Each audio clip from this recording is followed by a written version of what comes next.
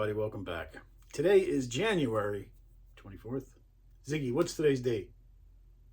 Today is Saturday, January 24th. Today is Saturday, January 24th. So, I'm telling you this now because the guitar we're going to look at I purchased way back in October from Chicago Music Exchange. Now, this video isn't to promote, bring Chicago Music Exchange up, bring Chicago Music Exchange down. The reason I'm doing it this way is because today's day and age, there's not a lot of brick and mortar stores, mom and pop shops that are local to a lot of folks that can go in and sit down and play used gear. You got Guitar Center and things like that. We all know about those things. They're everywhere. But there's no mom and pop shop that is really dedicated to a full musician experience. So I was watching a YouTube video back in the end of October, beginning of November. Chicago Music Exchange had just bought a huge lot of guitars, over 400 guitars. Most of them Fender guitars, and as a self-professed Fender fan, I was intrigued. And also as a fan of all things Nathaniel Murphy, who works for Chicago Music Exchange. Super talented guitar player, super cool guy. He just looks like a guy you can sit back with, chill, have a beer, talk about gear, geek out, and it just seems like a really stand-up dude. So, watching the video, and during the video, they're just breaking out at random some of the guitars that they purchased from this huge lot. The guy that they bought them from was probably a Fender fan because most of the guitars were Fender. He was also a tinkerer. Some of the guitars that they were showcasing or managed to pull out of this lot, you could see that pickups were changed. He put custom pick guards on them, tinkered and did this, that, and the other. Also during the video, they said that a lot of these guitars that they bought in this lot would be put up on Reverb. So if you're a Reverb user, go to their channel on Reverb and take a look. So as luck would have it, a lot of the guitars in the video that they were showing, I noticed that there was this bumper sticker or a sticker on a lot of the cases that they purchased from this guy.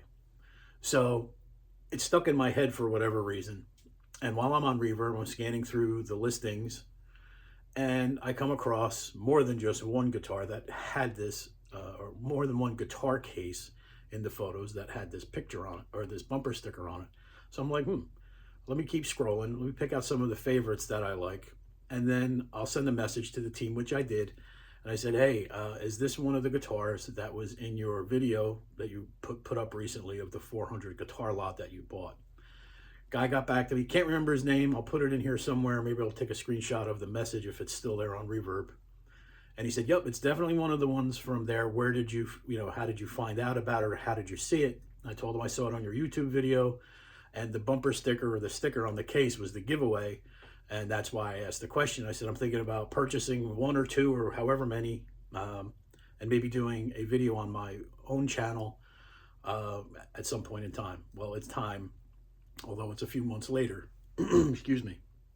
So he said, that's great. Whenever you do the video, let me know, which I will do. Again, not trying to, build them up, bring them down. I just want to see what it's like to buy something used from a credible source. Now, CME's been, if you've ever seen any of their videos, they got a lot of, rock and rollers going in there, guitar players, famous people.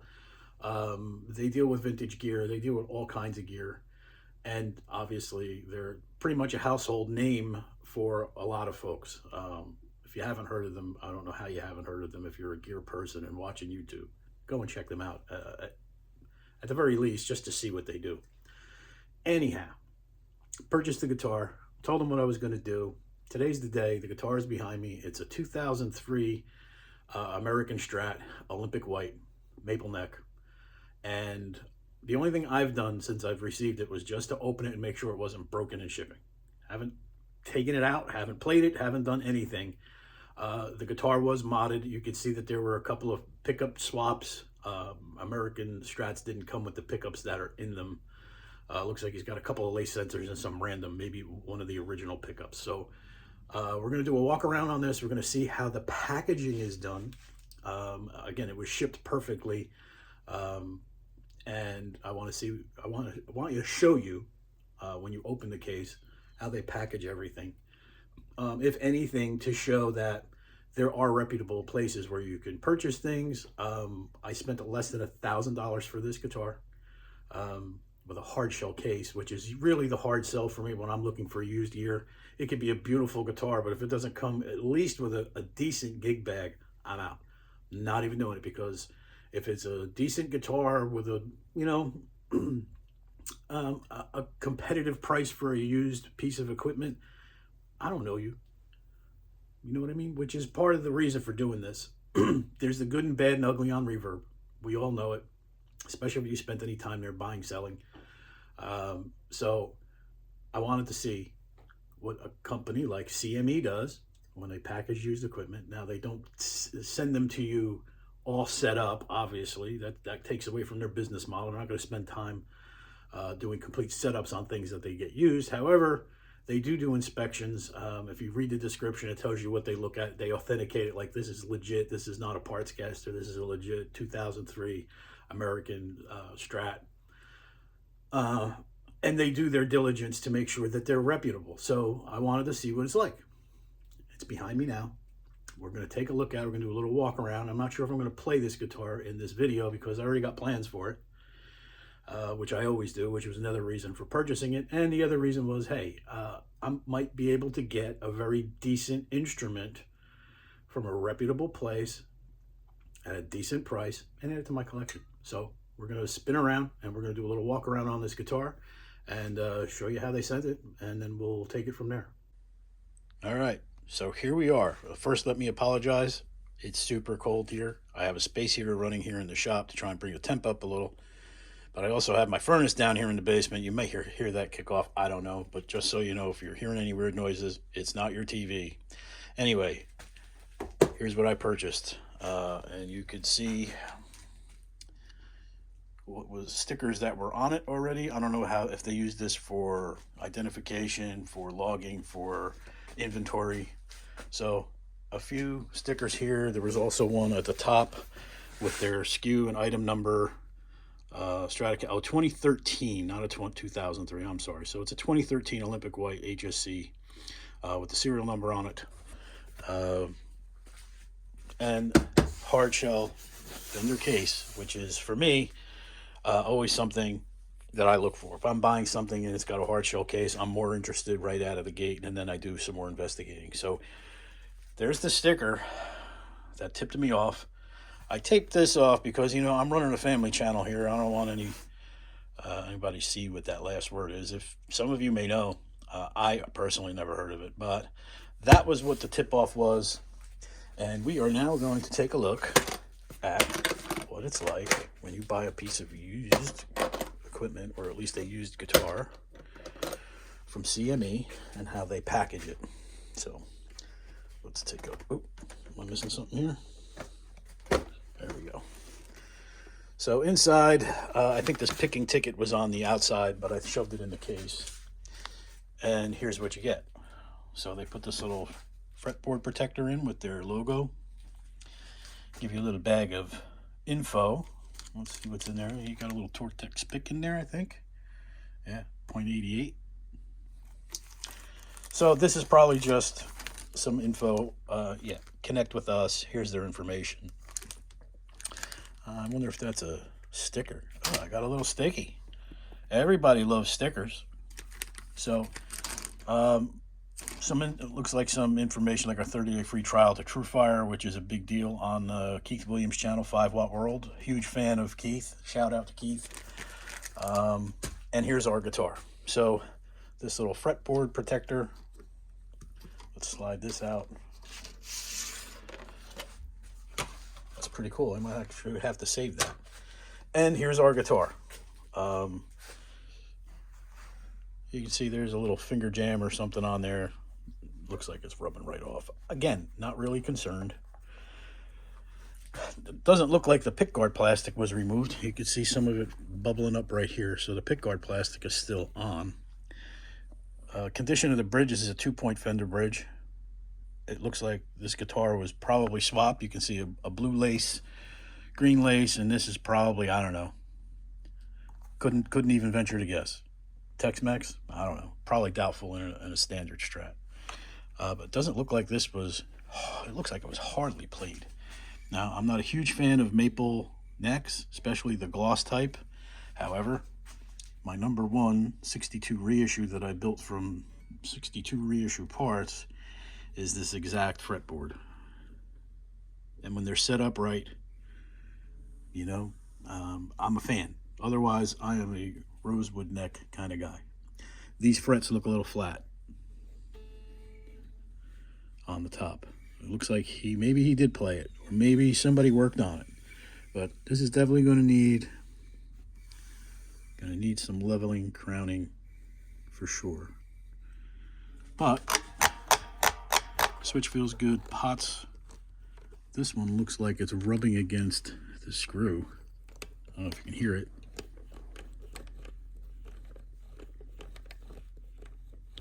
But we can fix that.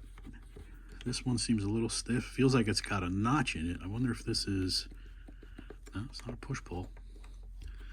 But this one stops right there. I don't know. I wonder if it's got a... Well, we're gonna open it up though. We're gonna take a look.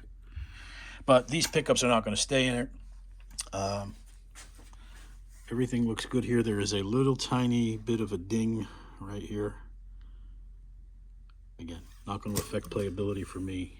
Worst scenario is I do a little sanding, maybe put a little gloss on that. But this is an exceptional, for me, or to me, an exceptional specimen of a guitar that's almost 15 years old. What a beautiful color. This is my favorite color Strat, Olympic White. You can probably guess why. There's a little bit of a gap in here. Doesn't look like if you look at the string on the sides of the fretboard, it doesn't look like the neck is out. Right? You got some even string spacing on the sides. So that's cool. And let's try and do a little flip and see what we got on the back. So, Cento. As you can see, you know, serial number, made in USA. It's got those square boxy Fender tuners, which are cool. I like those. I've never had any issues with those. I don't know that this is the original. It must be the original back plate or neck plate Fender Corona, California.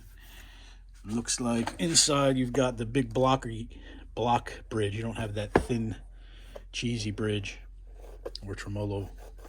There's a couple little dingers, but for the price I paid, again, less than $1,000, with hard shell case, a couple little dings down here, expected. This is where you put your guitar in your guitar stands, or what are you leaning up against something, a little scratch here.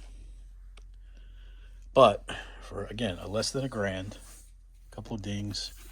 Looks like the plastic was taken off of here. The fact that this is even on here blows me away. Check the sides. We do have a blemish here. Okay. That is not doesn't look like a legit break in the wood. It's just the finish. Not a showstopper. I like them dirty. I like them farm fresh dirty. This is like a Rolls Royce for me. So, pretty clean. It's a pretty clean guitar. Turn the other side. Let's see the bottom horn. And you can see another blemish in the finish. Now, again, not a showstopper for me, but I will do something to that, whether or not I get it to the exact color or just to try and smooth that out. Maybe I don't mess with it. Maybe I leave it. Looks like there's somebody just put white out in it. Other than that, I'd say this is a pretty solid piece. And what we're going to do now is we're going to give you the overhead view, because we're going to take the strings off. We're going to get in and see the electronics and see who did the work. Well, the work that was done by someone. Maybe it was the original owner, or maybe he had people work on it, but we're going to see how they mounted. I'm wondering if there's a circuit in here, the way this tone pot has a stop in it, has an indent or a dentation where it, see, stops right there. I wonder if there was some special mod going on there, maybe for the laces. And maybe we'll do a pickup check first, just to see what how these are, like if this is like a 7, a 10, a 14. I don't know what these are. But we're gonna we'll check out the numbers first. So let me put this camera, or let's go to the overhead drone camera, so to speak, and we'll take a look. We'll take this apart. We'll see what's inside it, and we'll just have a looky. So we had a little change of plan. I figured, you know what? Let's take a listen. I gave her a quick tune because it was detuned, which is nice. Detune your guitars before you ship them. Take them down a little bit. Don't keep all the tension on the neck. So it was detuned and shipped before shipping. Excellent. I plugged her into my Fender Stage 160, very low. I don't know how this is going to come across. I'm just checking the level in the. I'm using my wireless go-to. Looks like the level might clip out a little bit, but we'll try and take it easy. So, as far as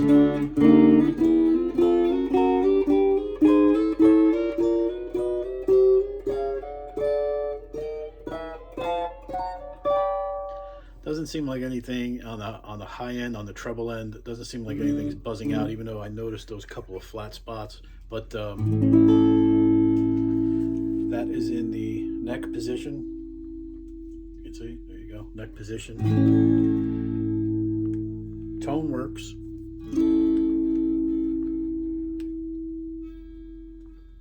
We're on about 9. Amp is on about almost 2.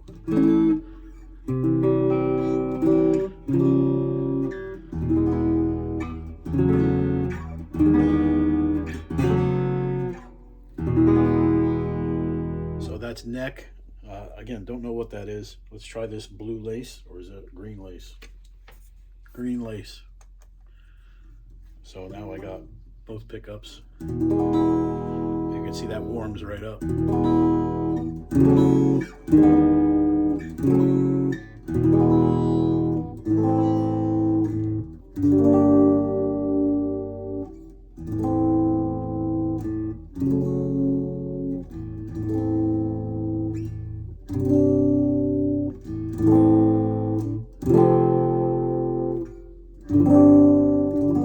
Little muddy. Let's see if we get a little tone on there.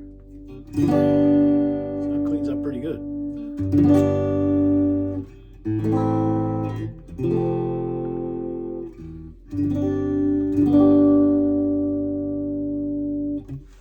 So that's second position, split. We'll do the middle. There's that little ring.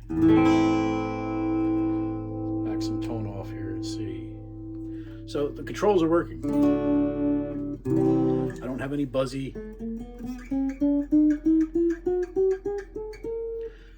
I checked that already, but no buzzy. So this was a pretty good instrument for somebody. Again, it could just use probably a setup. Let's split the 2 laces. That really gets chimey. Actually gets thin.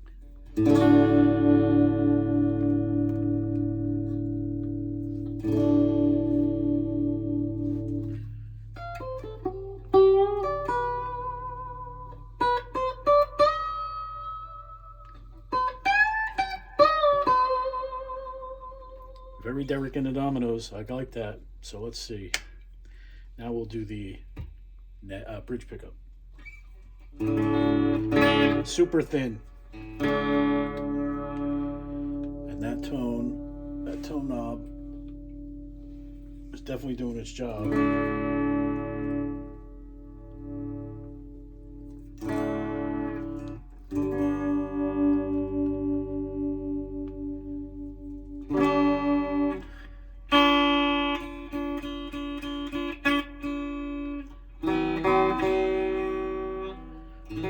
I got a little buzz up on the front here somewhere.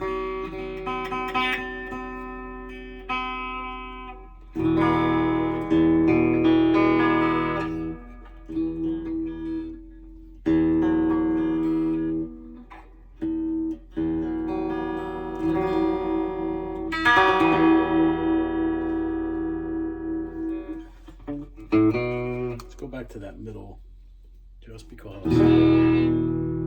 Let's see. Actually, let's go to the split. Got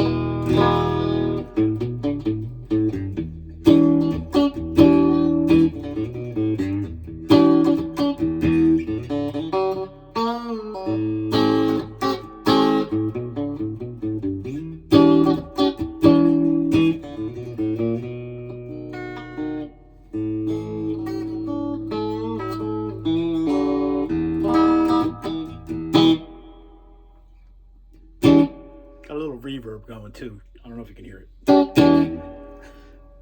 But that's it. It's a clean machine. Everything is operating as it should. I do notice that at tune to pitch, the bridge is it's cocked back.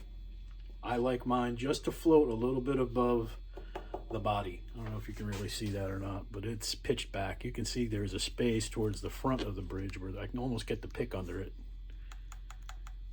And it's tilted this way. So I also noticed that the saddles are off.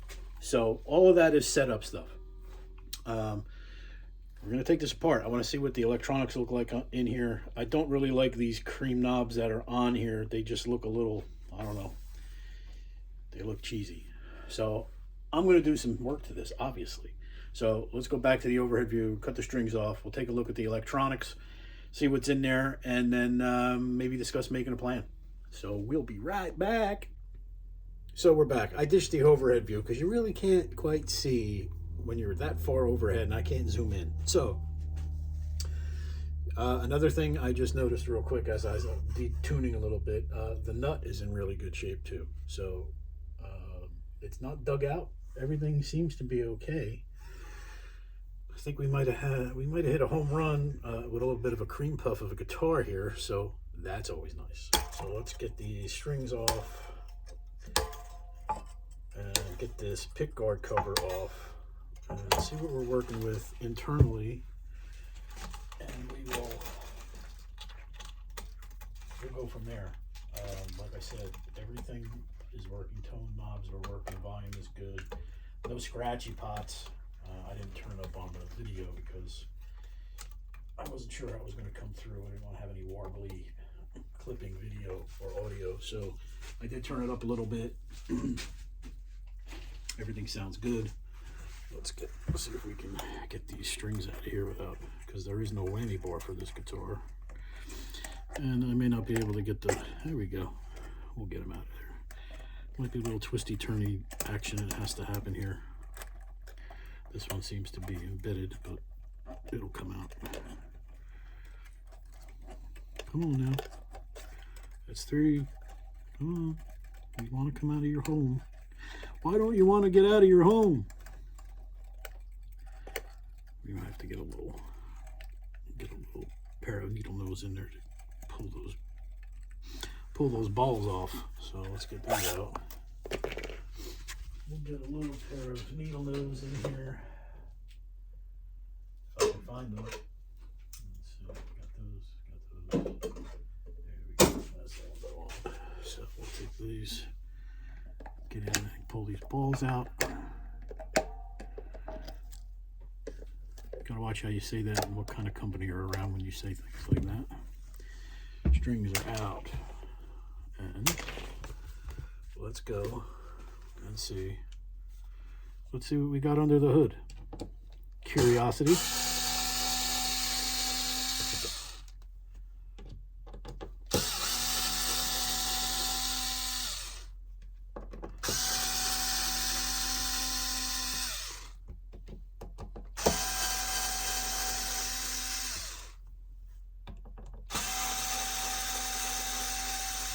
Really impressed that the pickguard plastic is still on here.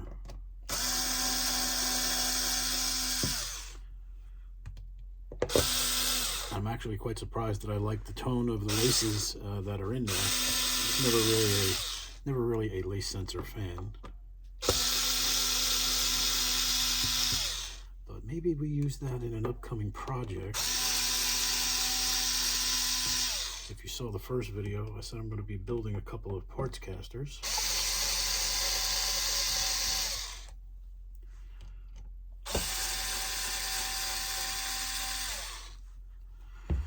All right, the moment of truth. Let's see what we got here. Ooh, this is a slab board that comes, if you can see, but the board covers the pick guard. So let's see if we can maneuver this. There we go. And let's see what we got. So we've got, let's move this camera a little bit here so you guys see what I'm looking at. So we've got two Made in USA laces, 620, 620. I'm wondering if that's the year and the month. Looks like we've got a bleed circuit. We do. We have a bleed circuit, which is why that tone pot has that indent in it. So that's pretty neat. Maybe I don't know how I feel about that. Maybe we leave the bleed circuit in there but change the pickups. But the wiring looks good. It's a little messy here with some solder on this volume control, but the switch looks like a Fender switch. Solder doesn't look too bad there. So whoever did it did a decent job. I'm not a fan of wiring and wrapping things like this. I would have cut them a little bit shorter and made sure I had it. But, you know, they did their diligence. They did a little masking tape to keep things from getting out of position. And this, I don't know what that is, 016730. It looks like a genuine Fender pickup. Not sure what model that is, though. I'll take a look at that and maybe come up with an answer there. 016730. Overall, pretty clean. You can see that the pots are in good shape. This is 250K. They left this old blob on here. This must have been where the old ground was. But it's not terrible. I've seen a lot worse. Believe me, I have seen a lot worse. And inside here, you can see they did a little splice job here. I don't know if you can see that right there. That's okay. It looks like I think, there's a little groundy thing. And then there's our sticker. Body standard solid color. OWT dry. I don't know what that means. But it's definitely a Fender Strat cavity for sure, or for their quality or QC or for their production line. Looks like they sprayed a little extra in there. So a little piece of a hair in here. Looks like it's from a brush of some sort. But you can see in here, this all looks good. You know, there's no major, looks like there's a C. That's from digging in. That's from digging in with the, you know, you start doing some dives and whatever. Maybe the pickguard might have picked some of that up. I don't know. I really don't care, to be perfectly honest. I like this guitar the way it is. So, let's see. I'm trying to look upside down. Saddles are in good shape, not rusty, crusty, you know, nothing major going on there. I'm okay with that. So, seeing what was in it, what would you do? Let me flip this camera around so I can get a better look at what I'm looking at. All right, we're back. So, what would you do to this guitar? How would you mod it? I'm pretty impressed with that bleed circuit. Everything here, a little loosey, but that's okay. It's expected. Again, this little chipperoo, little tiny chip. Not going to affect me. I'll fix that. So, what would you do? How would you mod this guitar? Would you put it back to, would you find out what the original pickups were and set it back to as it was out of the factory spec? Would you put 3 lace sensors in it? Would you put noiseless pickups in it? Would you put if there wasn't a bleed circuit in here? Would you do that? Would you mod it to have the Clapton circuit in it? Who knows? I'm not sure where I'm going. I know where I'm going with pickups. But what would you do? Leave some comments in the bottom. And let me turn this camera around and sign off for you, because this is part 1. Next time you see this guitar, we'll be doing setup, you know, checking those things out. We'll be resetting this the way I like it. Seems like there's too much spring tension on the back on the claw, so maybe we just reduce that a little bit. I don't want to say I'm a super pro at setting these up, but I've dealt enough 6-point and 2-point bridges on Fender Strats that they don't irritate me as much as Floyd's do, but I'm getting better at that. Matter of fact, I got something with a knockoff Floyd coming up soon, so I'll turn the camera around. I'll be right back. All right, so what do you think of that little purchase? What do you think about purchasing something from a reputable dealer? You've seen how they packaged it. You've seen the quality of the instrument, though they don't have anything to do with the quality of the instrument when they're buying huge lots. They probably have to take everything to make a deal. You saw the blemishes on the surface, on the horn. You saw the little indentations, a couple of scuff marks, that little bit of a chip mark out of the first fret. Again, for me, not a deal breaker. It's not a showstopper because I'm purchasing it with the intention to make it mine, just as the previous owner did. The electronics and everything were swapped. Looks like they did a pretty decent job. Everything was working. I didn't have any nasty control noises or anything. So to try and ease the pressure of this online world that we're in, we're buying some things, we're seeing photographs, but you're never able to put it in your hand and feel it. Guitar feels great. And again, a Fender player, so I kind of know what to expect. If you're somebody who doesn't know what to expect, it could be a daunting experience. But everything that came through here so far, I mean, pleased. And ultimately, buying something for less than $1,000 with a hard shell case, to me, that's like hitting the jackpot for me. So I'm going to mod it and do it the way I want it. And I'm going to put another Olympic white Stratocaster into my little bit of a collection. My number 2 Stratocaster started its life as Olympic white, although it had a rosewood board on it. So,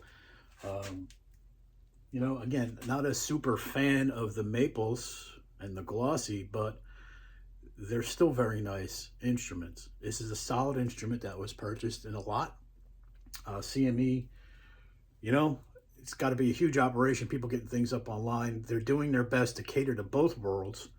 And now they've got a business model where they can send a quality instrument, halfway across the country to somebody who's into those specific instruments. Or maybe it's their first instrument. Maybe they're just, looking for something. Maybe they're into vintage instruments. They don't have to actually fly out to Chicago and go step in the store. They're taking their the company's reputation at their word. And I'm fully confident that I will absolutely buy something again from CME. There's no doubt in my mind. And it's good that they have that reverb presence. That's my opinion. But what would you do to this guitar, if anything? Would you leave it exactly the way it is? I mean, it's fine the way it is. With a setup and everything, I'm sure I would enjoy it. So let me know in the comments what you think. Thanks for stopping by and checking the video out. Don't forget to subscribe. Doesn't cost a dime. Trying to build this channel up a little bit. Again, I'm going to have some giveaways and things coming up soon to try and raise the bar a little bit, get some more subscribers, get a little more interest. Part 2 of this, I don't know. I think I'm going to... I might order something else. I got something else in my head after being inside there. So part 2 will be coming up shortly. You'll see how I end up doing the setup and everything, the new pickups that I'm definitely going to put in it. And I'll talk about what I'm going to do with the pickups that are in it now and what will be coming up. So again, thanks for stopping by. Hope everybody has a great weekend, and I will see you in the next video.